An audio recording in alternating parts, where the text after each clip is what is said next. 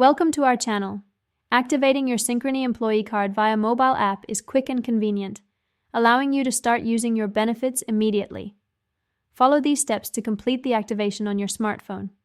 Step 1. Download the Synchrony Bank mobile app from the Apple App Store or Google Play Store, depending on your device type. Step 2. Open the app and tap on the Sign Up or Register button if you're a first-time user. You'll need your employee card number and personal details. Step 3. Create a username and password for your account.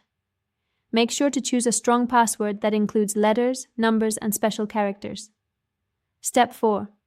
Once logged in, navigate to the main dashboard and look for the Cards or Account Management section in the menu. Step 5. Select your employee card from the list of accounts. If it shows as inactive or not activated, tap on the Activate Card button. Step 6. Enter the required verification information, which typically includes the card's expiration date, security code from the back, and possibly a one-time code sent to your email or phone. Step 7. Review the terms and conditions associated with your employee card, then check the box to agree and proceed with activation. Step 8.